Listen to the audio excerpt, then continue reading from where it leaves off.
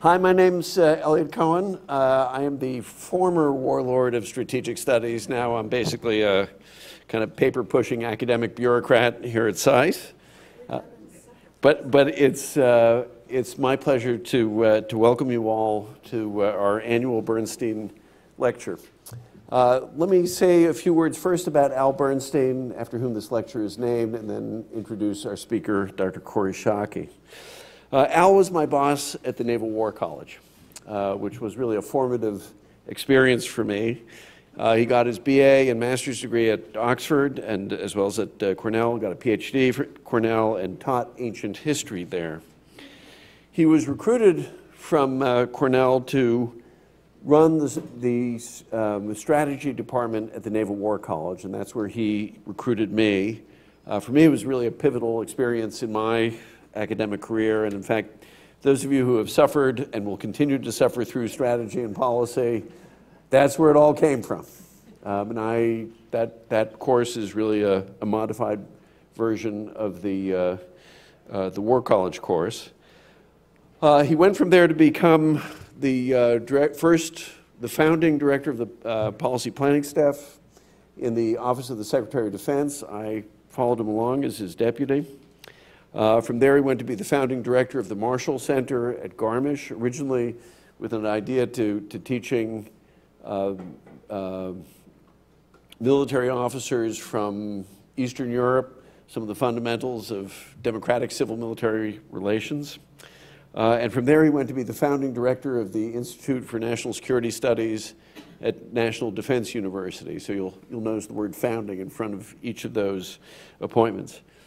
I will tell you one of the things that gave him I believe, his greatest professional joy in life, though throughout all that period, before he tragically passed away too early from cancer, was teaching a course on Thucydides here at SAIS, an extraordinarily popular course which I've and others like Abe Shulsky have kept alive. He was a magnificent, and by the way, I should say we are delighted once again to have Sandra Bernstein with us. He was a fabulous teacher. He would lecture without a note, something I've never been able to pull off. You haven't really lived unless you've seen Al in front of this big auditorium at the Naval War College, looking squarely at the Marines who always kind of sat together and saying, "You guys think that the Spartans are the good guys because they're always spending their time doing push-ups and have short haircuts." And he would then he could really dial up the Brooklyn when it was necessary, and he would go on to explain that actually, you should be sticking with the Athenians because they actually are the ones who are the good guys. At a deeper level, what Al embodied are things which have animated me, and I think the program that we've created here. He believed that the study of history could and should speak to policy. In fact, the way in which he kind of got into the contemporary national security world was when, as an ancient historian, he was brought in to teach at the Defense Intelligence Agency about how you can make reasonable deductions, or inferences rather, from fragmentary evidence, which if you think about it is what ancient historians often do. But he really did believe more deeply. History can speak to policy. He believed that academics could speak to policymakers. He believed, I think most importantly, that the teaching life at the graduate and professional level can be a great life. And he demonstrated that academic leadership can be not only a great challenge, but that you can be really good at it. I came to Washington not because I was particularly keen to work in the Pentagon. I thought it might be interesting. I came here because I was following Al. And that's the definition of a great leader, when you follow somebody just because if they say, "I'm going to storm that hill," you say, "Well, how would you like to come with me?" And you say, "Well, I guess, yeah, sure, I'll come with you." His career embodied a lot of public service, but as I think of Al, I always think of that great line from A Man for All Seasons, which as many of you know is my favorite play and movie, where Sir Thomas More is trying to persuade Richie Rich, who comes to a bad end in a certain way. Richie Rich wants a job at court, and More says, no, I'm not going to get it for you. Richie Rich says, well, what should I do? And Thomas More looks at him and says, well, you can be a teacher. You'd be a good teacher. You might even be a great teacher. And Richie Rich says, well, who would know? And Sir Thomas More said, you, your students, your friends, God. Not a bad audience, that. And that line just, when I read that line, I think of Al. So we've inaugurated a lecture series in his honor, which is for thoughtful warriors, and I wouldn't say warlike scholars, but this is about really bridging that divide between a certain kind of scholarship in the strategic studies area and the world of national security practice. And we could do no better than Kori Schake. I guarantee you, Kori's the kind of person saying, yes, Al would say, that's the kind of person I want. Educated at Stanford and University of Maryland, currently the Deputy Director General, that's such a great title, of the International Institute for Strategic Studies. What hasn't she done? She's a contributing editor at The Atlantic. She's the author, most recently, of Safe Passage, The Transition from British to American Hegemony with Harvard University Press. She edited a book called Warriors and Citizens, American Views of Our Military, with a guy named Jim Mattis. She served as a director for defense strategy and requirements on the NSC staff. We worked together at the State Department, where she was deputy director of policy planning.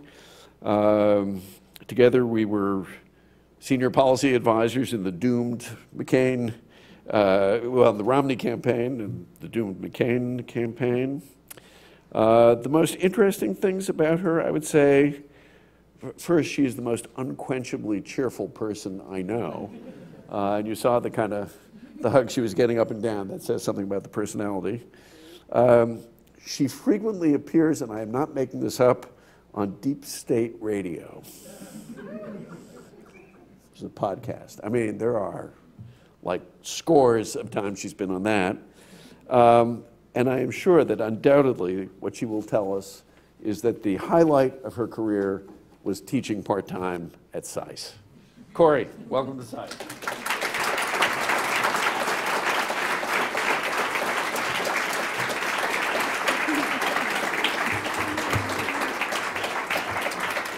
It is such a privilege to be back at the place that gave me my first teaching job. So thank you, SAIS, for having trusted me with sparkly youngsters that I could think with.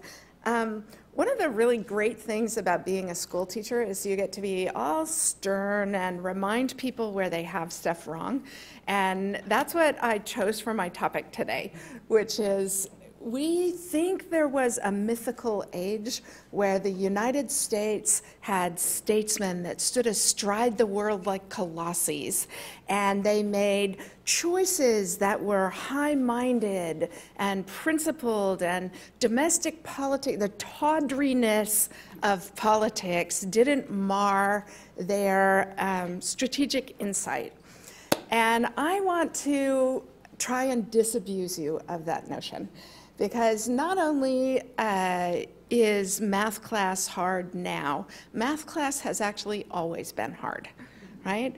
And as Laurie Friedman argues in his really wonderful book on the history of strategy, that strategy that occurs in isolation, that is ignorant of the politics of its time, is a strategy that will either be irrelevant to the needs of its time, or a strategy that will bring you a catastrophic failure when the political costs and consequences of the choices you have trapped leadership into making come due. And so I want to gallop through a few examples of American strategy making, good and bad. And among the many reasons to resent Walter Russell Mead is the fact that he took the best book title of all time about American foreign policy, which is Special Providence. Comes from Bismarck saying that God had a special providence for fools' babies in the United States of America.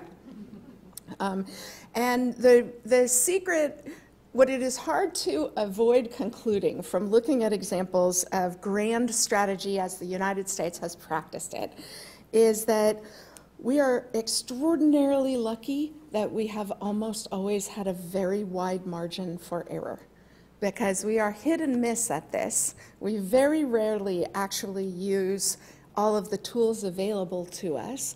We very often, if you think about Thucydides' 3 motivations for war, fear, honor, and interest, we trap ourselves in honor a lot too much of the time for an ostensibly sensible country. And that at the end of the day, the real constraint on American strategy is always winning our domestic argument. And it always has been, because motivating Americans to care about the world is the big challenge for American strategy, and always has been. And now I'm going to try and persuade you of that. And I'm going to start with the Monroe Doctrine. As many of you know, it was actually a British proposal to the United States that we and they would work together to prevent continental Europe from taking advantage of the corroding Spanish Empire in the Americas. And Daniel Walker Howe, the magisterial historian of the 19th century, describes it as the moment when Americans no longer faced eastward across the Atlantic and turned to face westward across the continent. What many people do not know is that this doesn't start in a transatlantic context. It starts because the Russians declare an exclusive economic zone around their territories in North America. Sitka in what is now Alaska, and Bodega Bay near my hometown in California. This is before the Mexican-American War, obviously, so the United States had no ports in the Pacific.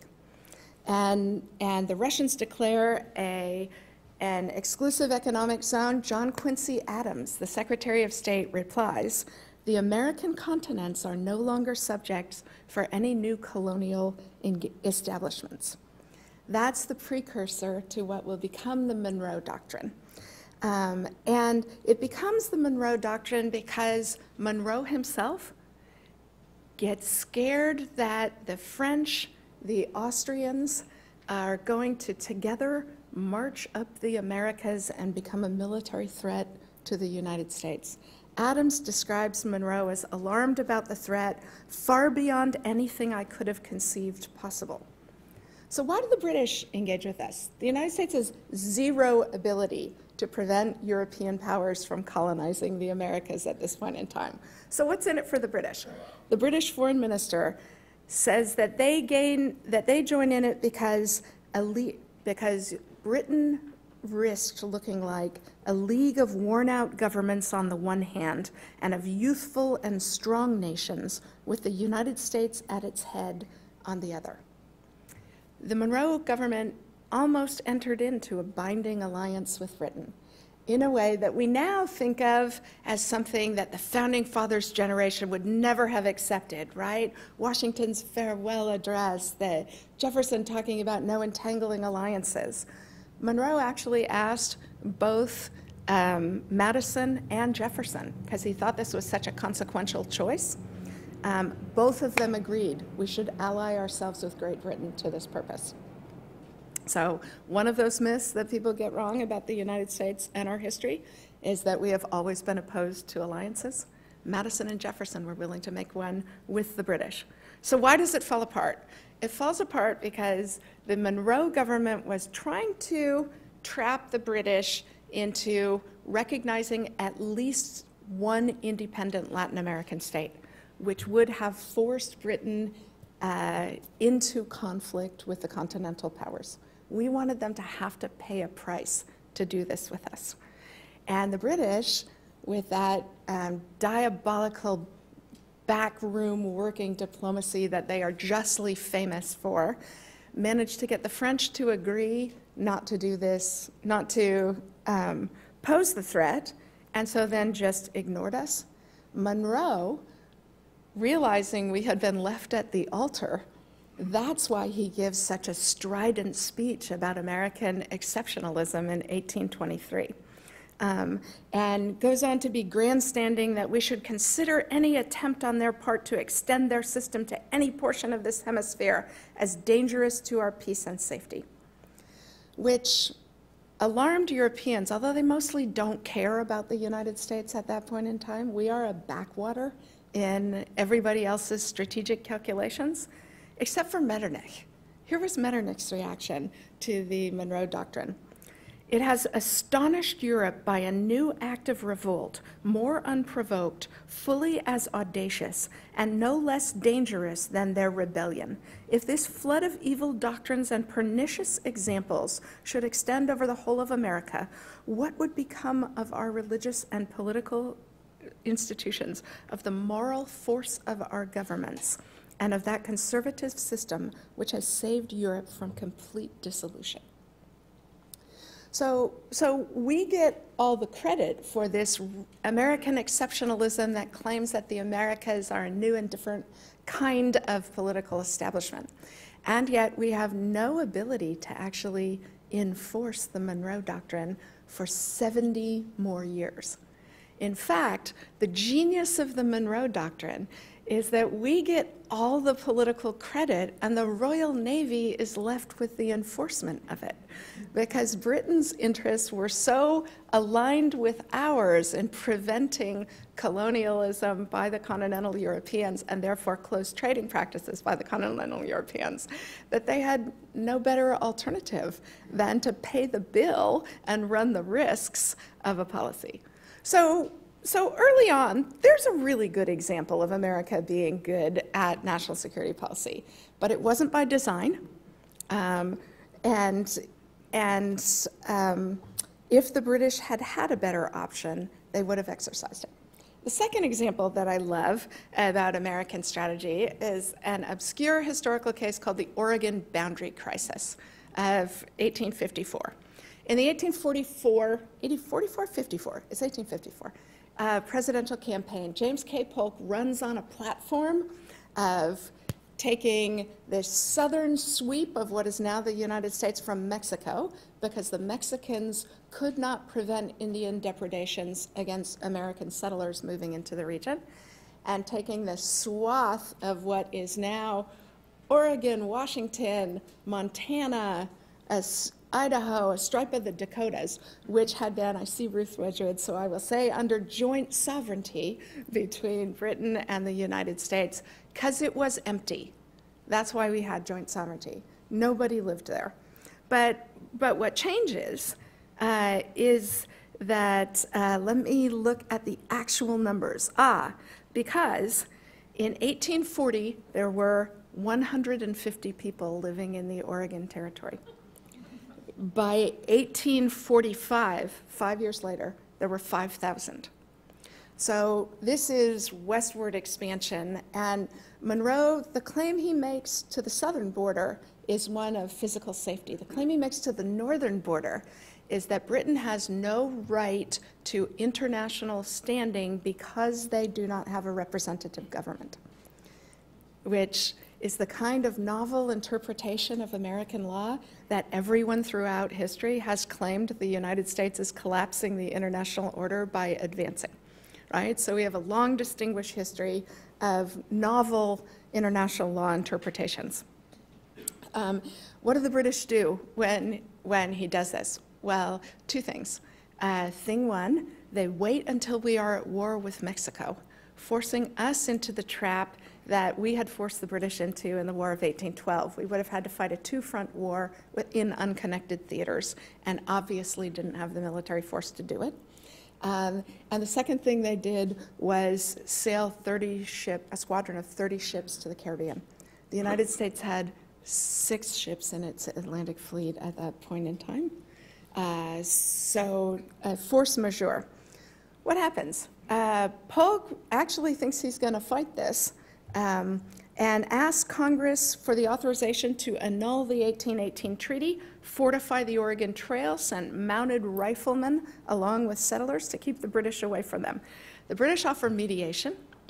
Polk refuses on the grounds that there is no monarchy that could genuinely mediate with a republican state. That is, there is no country in the international system that has any standing to pass judgment on us. And then he gets lucky. So Americans think this is nonsense. John C. Calhoun, who had been Monroe's Secretary of War when the Monroe Doctrine was put into place, denounced it. Albert Gallatin writes a 75-page essay about how international law is being rent asunder by the recklessness of the Polk administration. Congress agrees to allow abrogation of the treaty provided no violence results from it. At the end of the day, what Polk's strategy did, why it was such a bad strategy, was first of all, he lacked the military force to fight on two fronts at once. So if it was going to come to a fight, he was going to lose it. He prompted the British into the show of force that showed we couldn't do that. Moreover, we end up with a straight line extension of the boundary between Canada and the United States, and a straight line extension was the obvious place it was going to go anyway. So if he had simply let time work to his advantage, the pace of settlement into the Oregon Territory would have carried the argument without invoking any of that difficulty with the British. So demographics could have solved this problem. I'm going to give you an example of beautiful, elegant American strategy, though, which is Abraham Lincoln preventing the British from recognizing the Confederacy before 1863, during the American Civil War. A period of profound vulnerability before the before the Union adopts abolition as the cause of the war in 1863. From a British perspective, not clear who the good guys and bad guys are in this confrontation. And there were three ripe opportunities for the British to see a rising power and to force it to capitulate in its civil war. In fact, they actually thought about it, right? Palmerston says, the British Prime Minister says, if the North and South are definitively disunited, and at the same time Mexico could be turned into a prosperous monarchy, I do not know any arrangement that would be more advantageous to us. The problem that they get into, it starts with the Oregon boundary crisis, but it really picks up speed, is that, and this is the wonderful thing about American history in the 19th century. As we grow more powerful, we actually grow more liberal. And so what happens in the 1860s, what stays Britain's hand, this is the strongest power in the international order by far. We are consumed with a civil war. They could have dealt a blow that would be desperately injurious to the United States. And they don't, for reasons about who we are as a political culture. That is, by 1860, 90% of the immigrants from Britain to the United States were from Ireland and Scotland into the industrialized North. So you have familial relations. It's a pressure valve. They can export their revolutionaries to the colonies. And the Lincoln administration sends food aid to British citizens, urban British citizens who have lost their jobs because of the quarantine of southern ports, which wouldn't allow cotton to get out to British mills, which put people out of jobs. Only 1 in 23 British had voting rights at that time. Lincoln sent the food aid to places that had no voting rights, to Manchester and to the big urban centers, in order to remind, not only because it was a nice humanitarian thing to do, but to remind the British government that we could play in British domestic politics.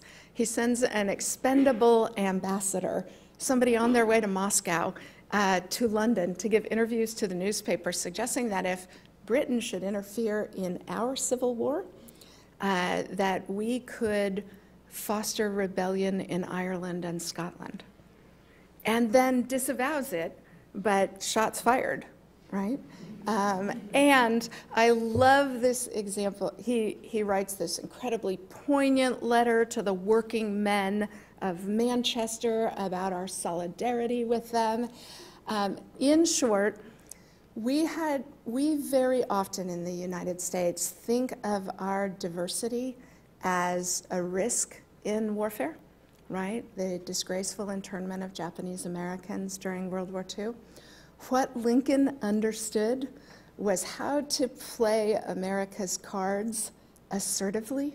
That is, what our diverse population gives us is the ability to interfere in other people's domestic politics. And he did it brilliantly. And it actually, the Palmerston government was fearful that if they recognized the Confederacy, that it would make it harder for Britain to control Ireland and Scotland, and it would increase pressure for further democratization in Britain. So that's the beauty of strategy well done, right? He used no national resources to do that. A couple of shiploads of grain. That's all it took him, because he was shrewd enough to think about, what are my strengths and what are my adversaries' weaknesses? So it's my favorite example of absolute brilliance of it. And let me see, maybe one last example, and then I will conclude. And I'm going to take an obscure one, which is the Washington Naval Accords of 1923. Since I see Tom Mencken, he can keep me honest on this history. So the damaging idealism that Europeans scorned the United States for at the Versailles Conference and with Wilson's 14 points was actually practiced much more effectively by Warren G. Harding, the Republican successor to Woodrow Wilson.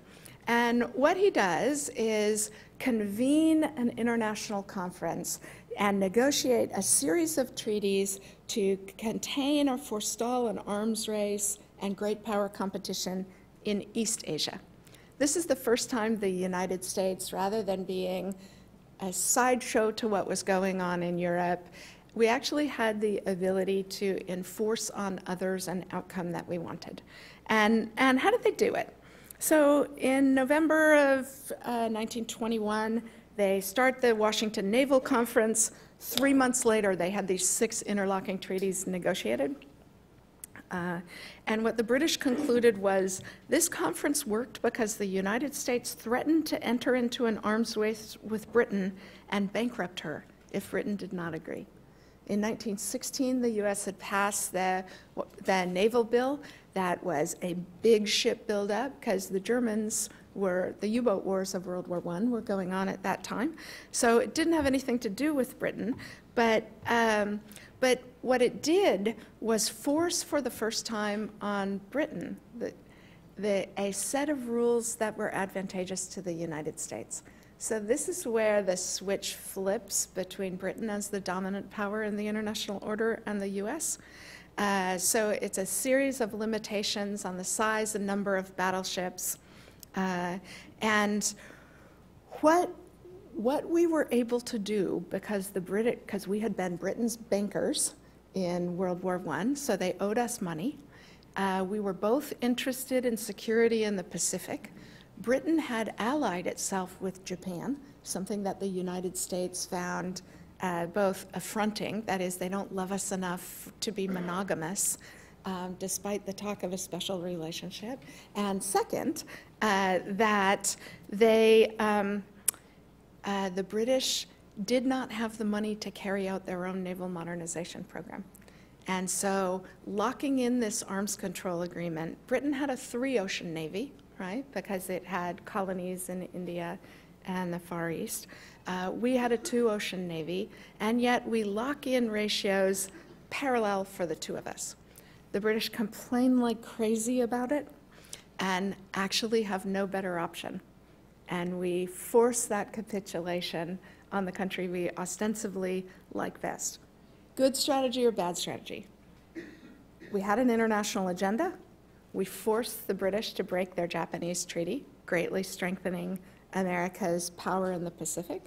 We saved money on the 1916 Naval Bill, which, by the way, Congress was already in rebellion over, so we weren't going to be able to carry out the naval modernization program that we were threatening. And by locking everybody into the arms control agreement, nobody else could actually outpace our rate of naval shipbuilding.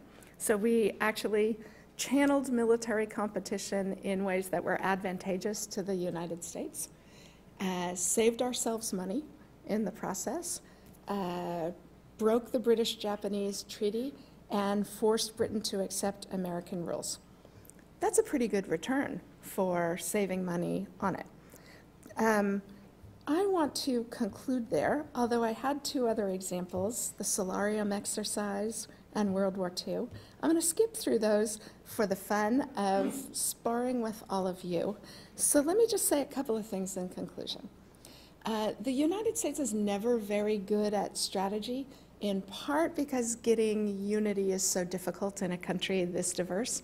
My favorite description of us comes from a British historian, Bertha Ann Reuter, in 1923, who says, Americans are a people so extreme in politics or religion or both that they cannot live in peace anywhere else.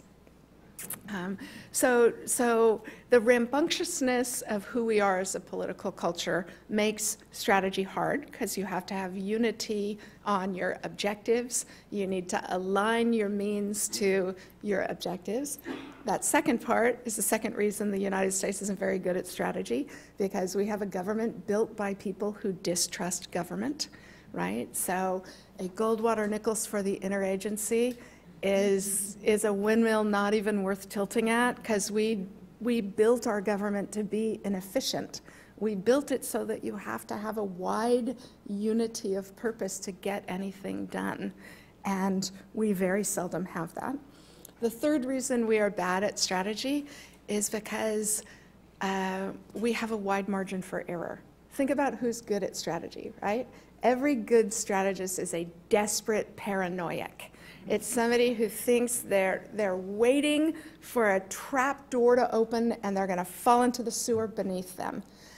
Because unless you are always worrying about what's going wrong, you're actually not practicing the craft of strategy. And the last reason is that there are no requirements other than age to run to be President of the United States. And we don't very often choose people because they're great at grand strategy. We choose them for other humbler reasons.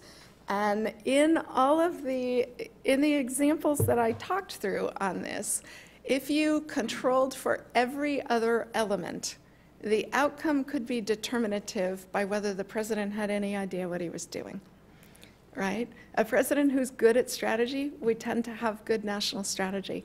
A president that's bad at strategy, we tend to not get the worst outcomes because of all the diverse power centers in the United States.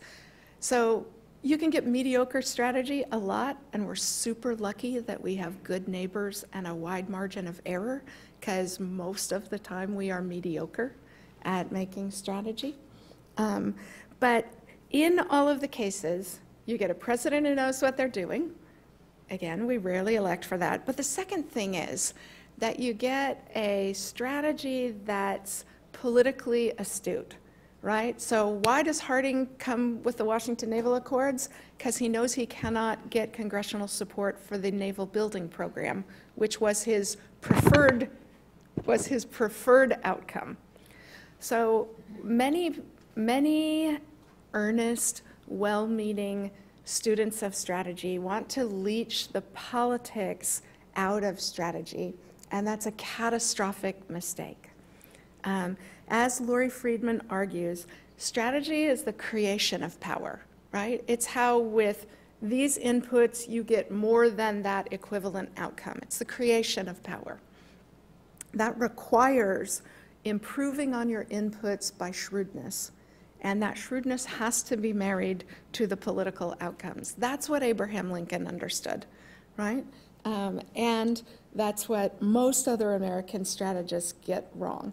Because if you leach the politics out of strategy, you will either get, as we have at the moment, a very interesting, sensible national security strategy that the President of the United States has no desire to be bound by, or you will get a strategy as, for example, Germany had in 1914, where the politicians are shocked by the political cost of the strategy once it begins to be carried out. So for all of the quotidian,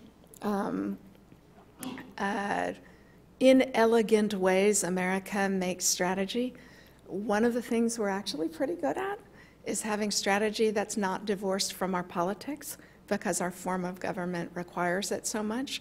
And that's the way to bet your money. That is actually, as messy as it is, as inelegant as it is, as rarely as it counts as grand strategy, it is actually the way to be good at national security strategy. Okay, I want to hear your objections, your challenges, where I didn't connect the dots, what you thought was tiresome. Let's hear it.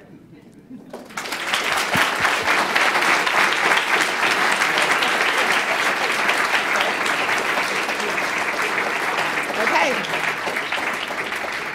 Let's hear it. Complaints, questions? Yes, sir. Thank you very much. Wait for the mic. Hi, I'm Piotr. I'm English and Russian, but I was going to potentially go to where you teach at the moment, but chose to come to SAIS for the very reason that I'm already English, and I think it's necessary to travel the pond and see the other perspective. It's a long wind up, Peter. But basically, just curious what you think the future is going to hold for the UK and US as we go forward with the... I love that question. Yeah, Thank you. so no worries. So the fun of writing my book, Safe Passage, what got me started on it was because with all the talk of the rise of China and what it means for the United States and whether it could happen peacefully, I thought I was going to write a political science book that was going to look at 7 or 8 cases of peaceful transitions between a dominant rule-giving power and a rising challenger. And what I realized when I started doing the research was that there's actually only one case, and it's the transition from British to American dominance that occurs in the late 19th century. And as I was doing the research for it, I was looking at the special relationship, and it's not that special because what the United States does once it becomes the dominant power in the international order is try and reshape the international order in its image. And so if you think about the trajectory of American power in the 20th century, what you see is the 1905 Venezuelan crisis, Teddy Roosevelt's corollary to the Monroe Doctrine, that is, that the United States, in order to prevent European interference in the Western Hemisphere, we would enforce European commercial claims on the countries of the hemisphere. Right? We are no different and no better than any other colonial power in 1905. By 1914, we condition our willingness to participate in World War I on acceptance by Allied powers of a series of principles that honor self-determination. And that doesn't go anywhere in 1917, 1918. But it goes a long way in 1945, right? And if you think about World War II as the big screen Technicolor version of America reshaping the international order, Britain's commitment to its colonial possessions and to the special trading relationships that were part of that are what FDR forces as Churchill's capitulation in the Atlantic Charter, right? We actually know where we're headed, and Britain can either come with us and have our help or not come with us and not have our help. And then Suez, that comes in stark relief when we threaten the bankruptcy of Britain in 1956. So a lot of the special relationship is brilliant marketing by Winston Churchill when he's reliant on American power to deliver British outcomes in World War II. And so we shouldn't be too sentimental about it. But I think Britain is playing a really strong hand really badly at the moment. And what I would be doing if I were advising the May government was persuading them to do two things. The first is, they keep talking about global Britain, and I don't think they realize it sounds creepy and neo-colonial. But there are lots of good ways to play that hand. Joining the Trans-Pacific Trade Partnership and NAFTA, for example, and then positioning themselves as the country that can deliver the United States to sensible policies in everyone's interests, which Britain uniquely can do, and nobody else seems to have figured out how to turn that key in the lock with the United States. That's what I would do if I were the British. I think it maximizes their influence over the United States, and it maximizes their influence because of the United States. So that's how I would play their hand if I were making British strategy at the moment. Far back, yes, sir. My name is Cami Bhatt. I'm with the Pakistani Spectator, and my question is, what are the national security objectives that America has accomplished in Afghanistan after spending or wasting billions of dollars and giving a couple of thousand of lives? And if we didn't accomplish much, isn't this time that, like Trump said, and Pakistani newly elected Prime Minister Imran Khan said that we should pack our bag and come back to America? We should declare victory and just come back. Thanks. I'm super grateful for that question about 19th century American history.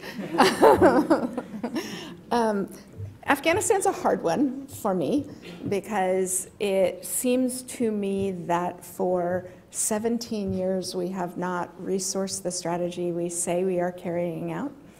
And again, strategy has to be married to its time.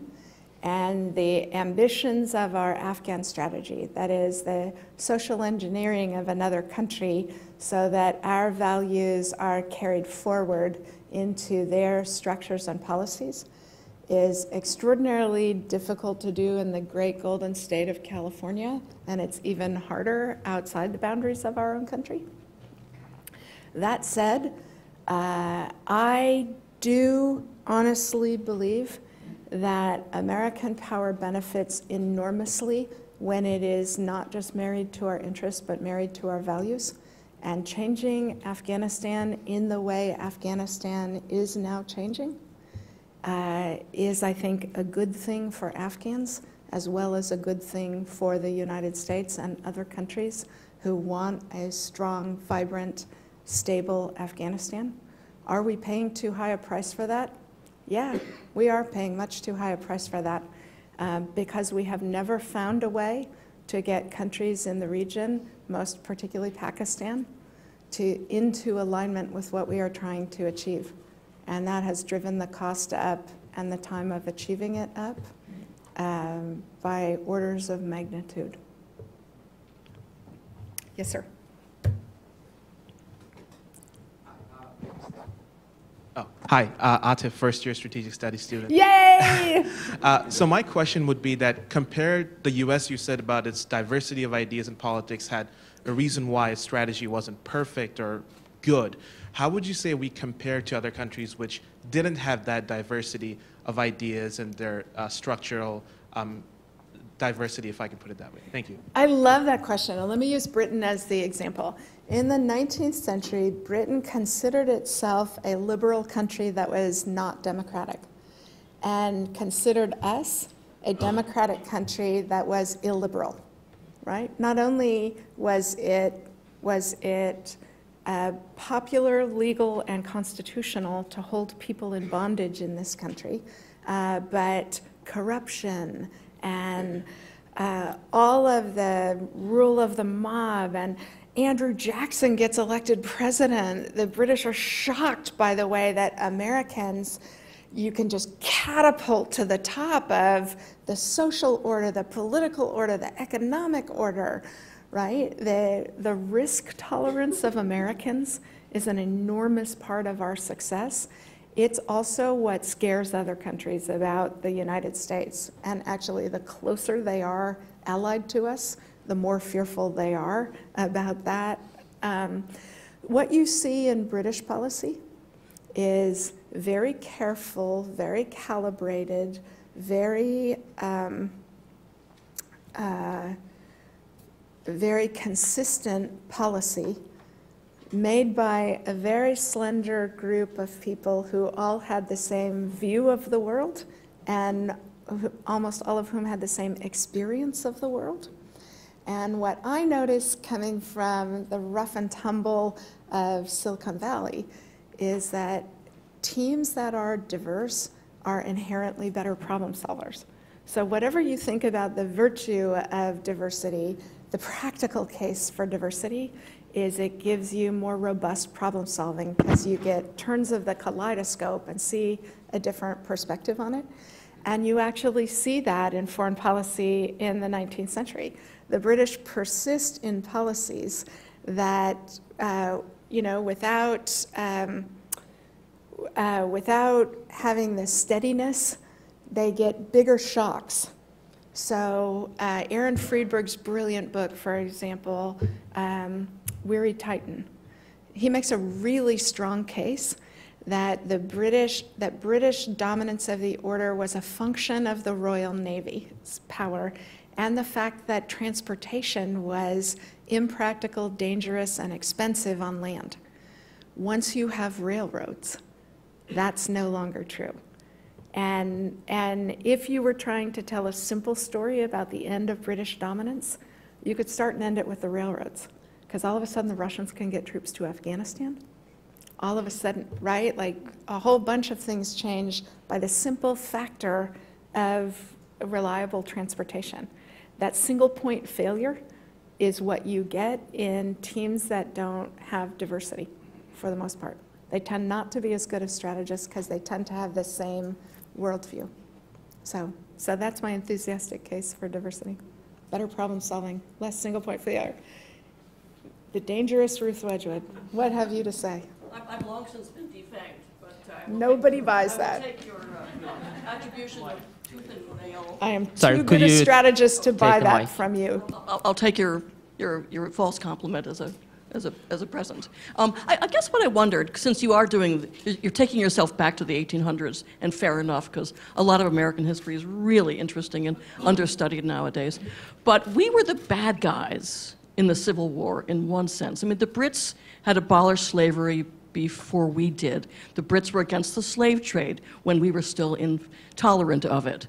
So I don't ascribe this to you, but if your purpose were to celebrate American virtue as the fundamental element of foreign policy, it ain't true. At least not back then. We were badasses. We were enslaving human beings and using them for cotton-picking reasons. Don't leave the Indian Wars out of this. And we were terrible. Actually, my mother was a little bit Cherokee, so fair that you ask. That we were exterminating lots of Indian tribes and pushing them west where they couldn't survive, and out of South Carolina into the territories of Oklahoma. So again, I think the story ends nicely, but it doesn't have a nice middle. I agree with that. And actually, one of the reasons I wrote the book, Safe Passage, was that I was always so uncomfortable with the narrative of the United States as uniquely virtuous as an international power, because that's actually not true to our history, as you point out. And so for me, the challenge was to understand in the 19th century, how is it that a group of people who celebrate a founding ideology that all people are created equal and they are endowed by their creator with certain inalienable rights can behave the way the United States behaves in the 19th century? And I struggle with the answer to that, but the trajectory, the thing that was for me quite interesting analytically and heartwarming as an American was that as we grow more powerful, we do grow more liberal in our practices. And that is anomalous of hegemons in the international order. that as restraints are removed, powers tend to behave worse. Again, Thucydides talks to this issue. It was a Hollywood happy ending. Okay. Yes, sir. Steve Winters, independent consultant and also a Hopkins alumnus. Actually, I was speaking with the British defense minister recently, and he was bemoaning the fact that nobody seems to have the time to do grand strategy or to think at that level. And he says that a lot of his colleagues have expressed the same view, that they just wish there was a time that everybody could take 3 weeks off and devote themselves to the long range. And I've also heard several U.S. generals decry the fact that it's always the crisis du jour. Okay. So I'm just asking, what have you heard the same things, and how do you respond to that? Yes, I have, and how I respond to it is that both the British Secretary of Defense and American generals who claim their responsibilities are so overwhelming they don't have time to think are in fact the masters of their own schedule. They are making a choice and treating it as though it is the law of gravity. And that is bad strategy, right? Because in fact, if you say you don't have time to think, you are making a choice about the apportionment of your time. Let me just give you my favorite examples. I'm going to use your question to catapult to tell one of the examples that I, because I managed my own time badly, did not get to in this talk. And it's the solarium exercise that President Eisenhower does in 1953. Always used as the canonical example, the zenith of good strategy making in the United States.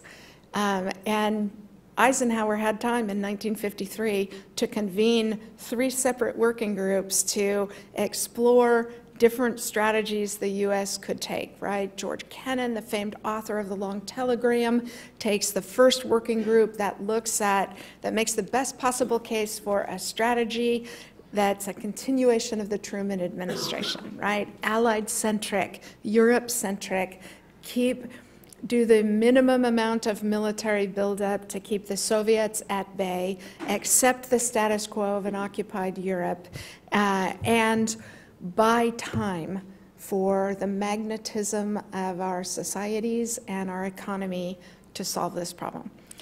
Team B of the solarium exercise looks at a reliance on nuclear weapons rather than allies, right? And that's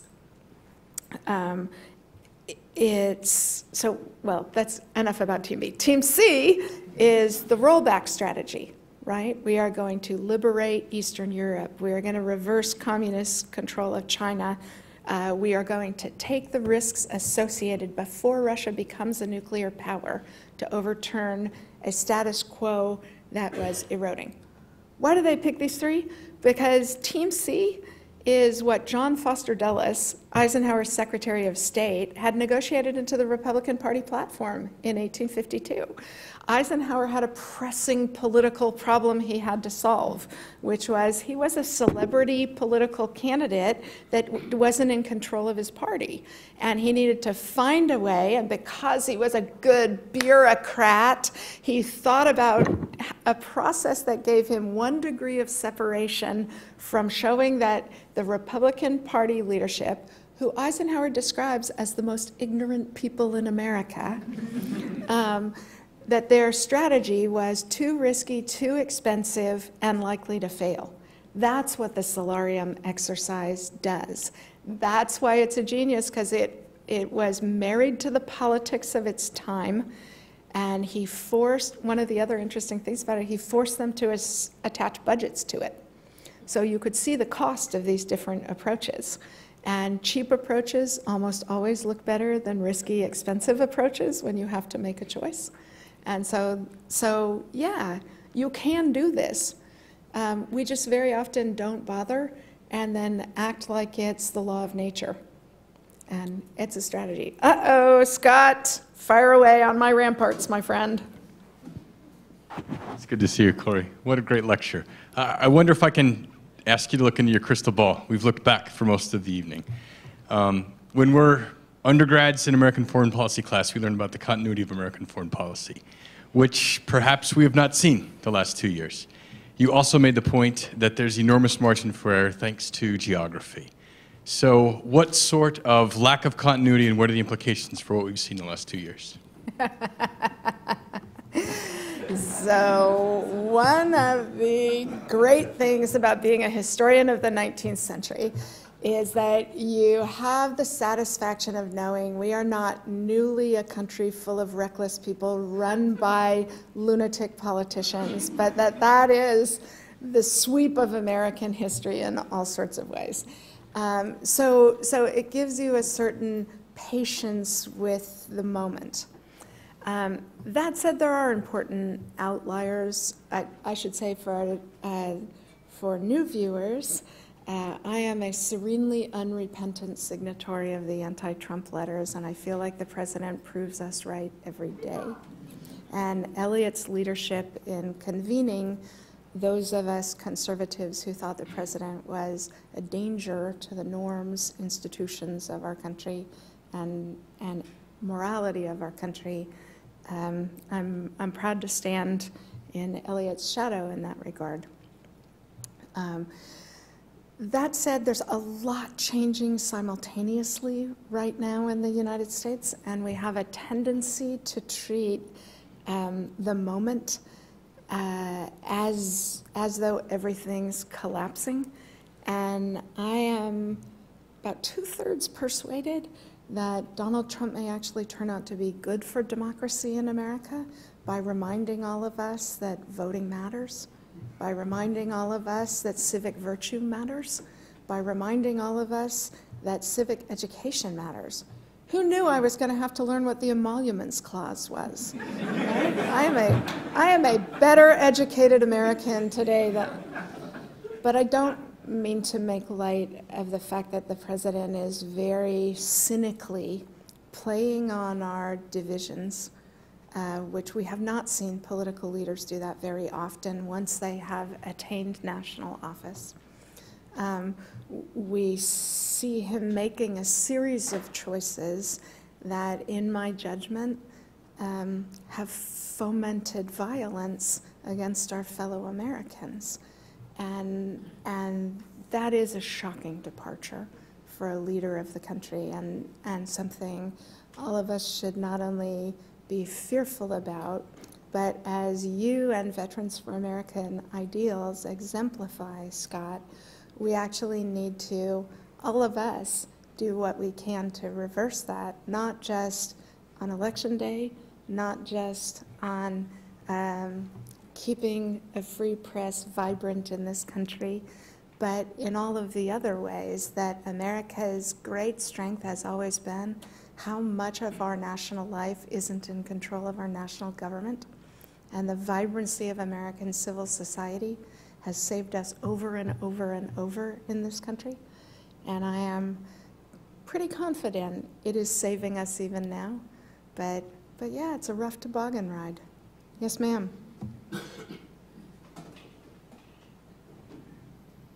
Hi, my name is Alexia Jordan. I'm a second-year Strat student. I spent my first year in Bologna. It was great. I'm going there to talk this week. Are you really? To Very SAIS, excited. no? Yes. Oh, in thank Steve you. Szabo's class. You know, we often don't get enough attention in Bologna. I'm glad somebody you're like in you is Bologna, going. so nobody feels sorry for you. Fair. I'm really glad you're going. So after what you just said, which I 1,000,000,000% agree with, and I'm glad that it perfectly segued into my question.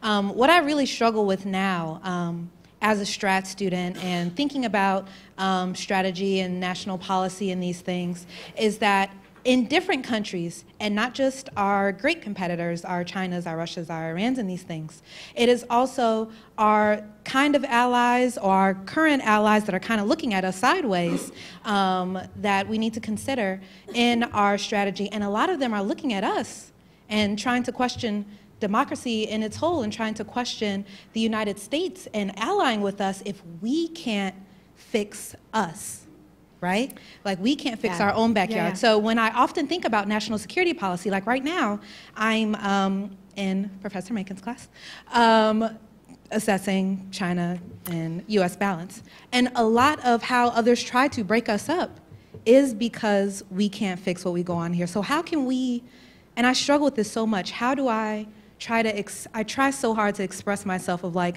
our national security policy is inextricably tied to us fixing America. And, you know, Clearly true, and yet know it how. is also true that we are not newly a bad example of our ideals, but we are very often a bad example of our ideals. Think about the year of our Lord 1956, okay?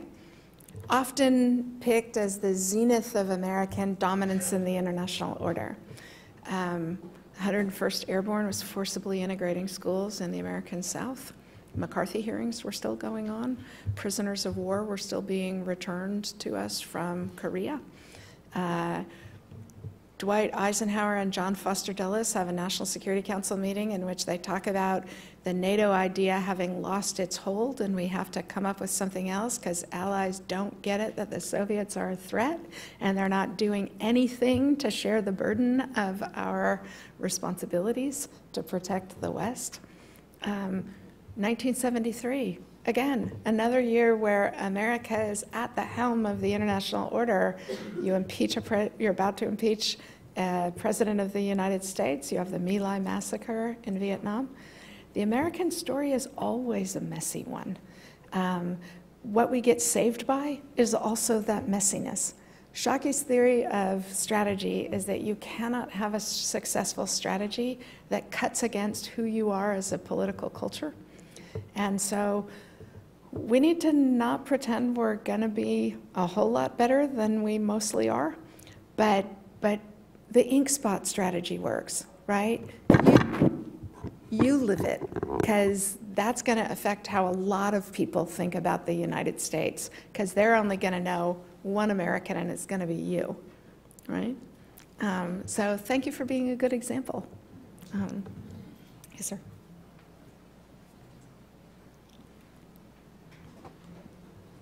Hi, my name's Daniel. I'm a first year here at SAIS. My question is, it's great to have a grand strategy or a national security policy, but is the United States military ready to operate the policy that was set forth in the national security documents back in 2018?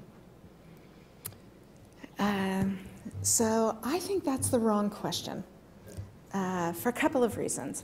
First, because strategy is so much more than military power, and telescoping down into making all of the responsibility for our capacity to carry out our strategy being whether our military could float 4 carriers in unconnected parts of the world actually is one of the least important elements of it. Tom, don't rush the stage. It's not unimportant.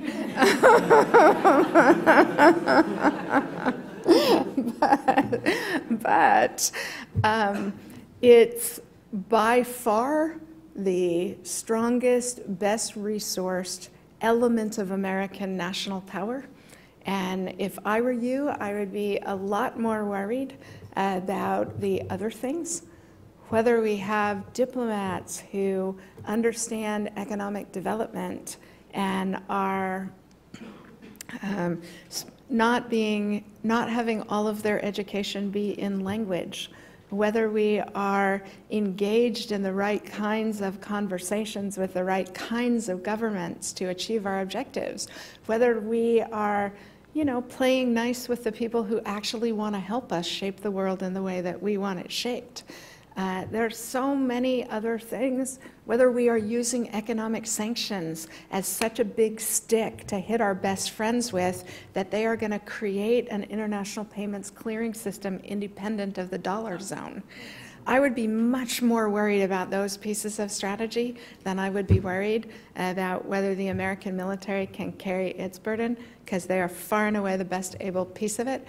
And I'm sorry, let me get to the last piece, which is strategy is not the responsibility of the Defense Department. It's the responsibility of the people we elect to run the country, because they're the people who determine what wars we fight, how much effort to put to it, how much blood and treasure before you pull a plug on something that's taking a long time, right? No American president has ever given 100% effort to the war. Abraham Lincoln didn't, FDR didn't, the Continental Congress didn't. We elect leaders to aggregate our preferences, and by no means is the Department of Defense either the fulcrum of American power, or is it the thing we ought to be most worried about failing in our strategy? Oh no, ringer in on the second row. Thank you. So Kori, you tell us we're more likely to succeed when we are kind of politically astute. And I would hypothesize that scholars and students of strategic studies are really uncomfortable with politics, particularly with domestic politics. So what advice would you have for them? Study domestic politics as a central component of strategy, right? So the Turkish novelist Orhan Pamuk said that sooner or later, anyone who talks about political culture starts talking nonsense. And it's really true, right? There's a reason scholars don't like political culture and they don't like domestic politics, because it's messy, it's uncomfortable, it's so much easier to make the Schlieffen plan if you don't have to think about how much decision time am I leaving the Kaiser, and does he know what he's getting into? But the Schlieffen plan fails because the Kaiser doesn't have decision time and he doesn't know what he's getting into. And so, yes, it's unpleasant. And that's why we get paid as professionals to undertake this instead of doing it for free. So I think it's unavoidable.